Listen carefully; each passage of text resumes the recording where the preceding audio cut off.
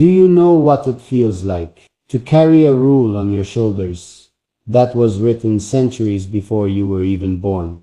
Imagine living a life where every step, every choice, every word is measured by traditions older than your entire country's history. That's exactly where my story begins. The day I realized that following those rules wasn't living at all, it was just existing.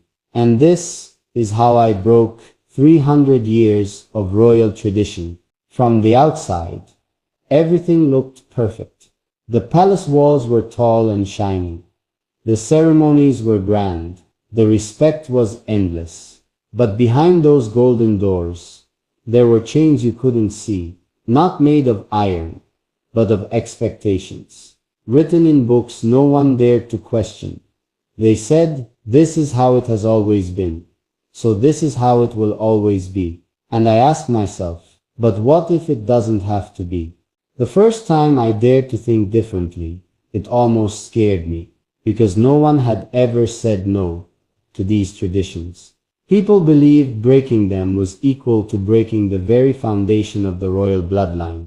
Yet, deep inside, I knew something wasn't right. Why should I live for rules created by ancestors who never knew my dreams, my feelings, my heart? The question that wouldn't leave me alone. One rule in particular haunted me.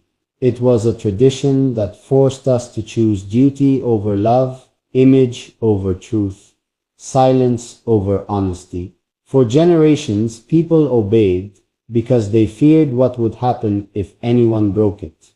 But I couldn't live like that. I wanted freedom. I wanted to be real.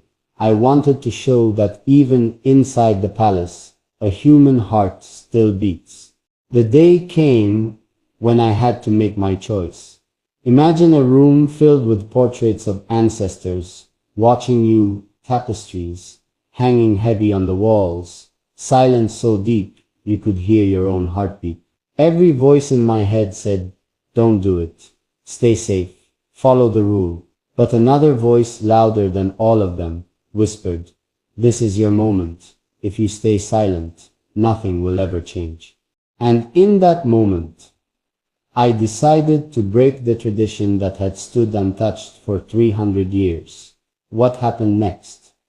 The walls of silence didn't crumble, but they cracked. People gasped. Some were furious.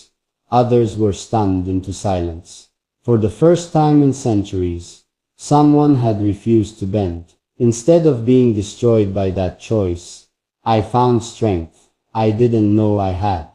Because once you break the first chain, the rest don't look so impossible anymore. But let me be honest. Breaking tradition wasn't just about courage, it was about sacrifice. I lost the comfort of approval. I lost the easy road. I lost the certainty of knowing people would always cheer for me. Yet in return, I gained something more powerful than applause. I gained my own voice. And in that voice, I discovered freedom. The whispers inside the palace grew louder after that. Some called me reckless.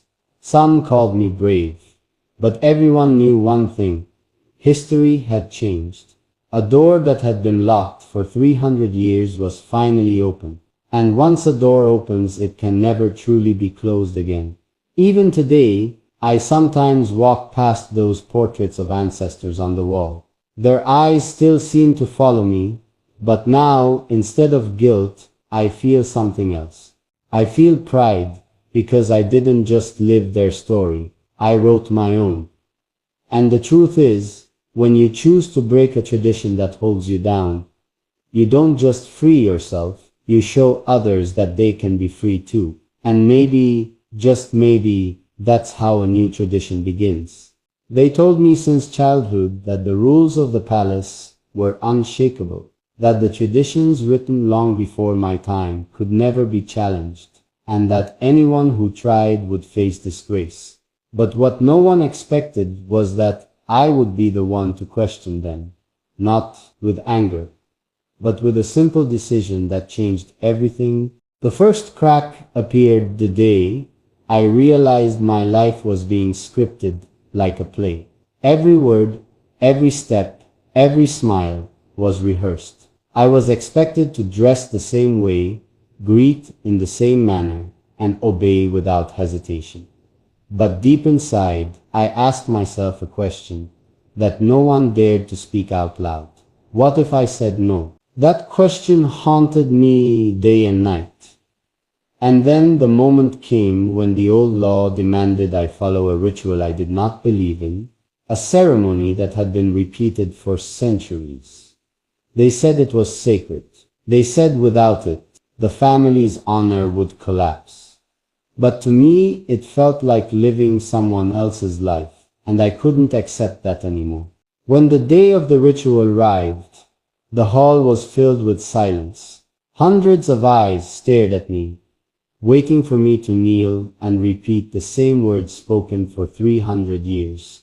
My heart pounded, my hands shook, and I felt the weight of history pressing on my shoulders. But instead of obeying, I stood tall and refused. That refusal was like striking a match in a room full of dry wood. Gasps filled the air, whispers spread like fire, and every elder looked at me with disbelief. Some thought I was reckless, others thought I was foolish. But I knew in that moment I had crossed a line that could never be erased.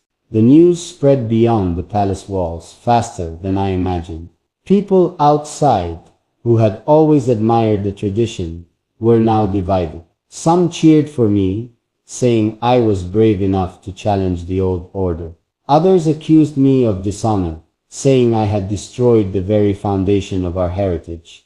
But what none of them knew was that my reason for breaking the tradition wasn't rebellion, it was survival. The moment I stepped into the council chamber, the air felt heavy, like the walls themselves carried centuries of silence and obedience. An obedience I was about to challenge. I knew they were waiting for me to repeat what every generation before me had done. Nod, agree, and follow the same path, without asking why. But instead, I stood there quietly for a moment, letting them grow uneasy with my silence. Because I had no intention of repeating the script they expected. One of the elders cleared his throat and asked the question I dreaded but had prepared for.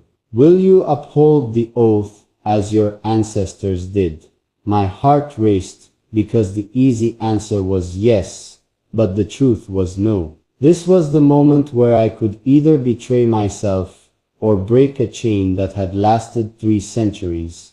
I raised my eyes slowly and spoke with a calmness I didn't fully feel inside. What if tradition isn't always wisdom? What if it's just repetition? The room froze. I could almost hear hearts beating faster. I had said the unthinkable, questioned what no one dared to question for hundreds of years. That one sentence sparked outrage. Some gasped, others whispered furiously, and a few stared at me in shock.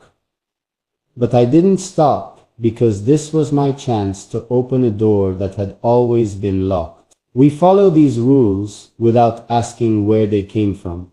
Makes sense.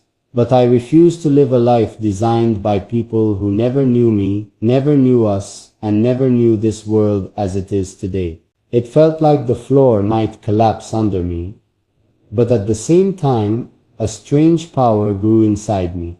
I realized the chains weren't one sit, as strong as everyone believed. They only existed because no one dared to push against them. And in that moment, I was pushing harder than anyone ever had. And here's the part no one saw coming. One of the youngest council members shifted uncomfortably, then lowered his eyes as if hiding agreement. That tiny reaction sent a shock through me, because maybe, just maybe, I wasn't as alone as I thought. But what happened next was far beyond what I had prepared for. The next morning, I walked into the grand hall, where decisions of the kingdom had been made for centuries. It was lined with portraits of past rulers, each face staring down with authority, almost warning me not to change what they had built. But instead of bowing to those stares, looked up and whispered quietly to myself, "This ends with me." One of the elders stood and spoke firmly. "You cannot turn away from what your ancestors fought to preserve. If you refuse, you are rejecting not only the law, but also your own bloodline." The words carried a heavy weight, but deep inside I felt something even stronger. The knowledge that blind obedience had held this palace in chains for far too long. I looked around at the council, their robes heavy with history, their voices sharp with fear of change. And then I said something that left the room in silence. Tradition is meant to guide us, not imprison us. If 300 years of rules can't survive one act of truth, then maybe those rules were never strong enough to begin with. Gasps filled the hall, some with outrage, others with shock, but also with something new. Hope. It was in that moment I realized that breaking this tradition wasn't just about me. It was about freeing countless others who had been too afraid to speak up. I stood tall, my voice steady despite the pressure. I will not follow this path, even if it means being remembered as the one who defied the crown. I would rather be hated for honesty than praised for pretending. The council's silence turned into whispers and then into debate, but I stayed firm, refusing to step back into the shadow of obedience.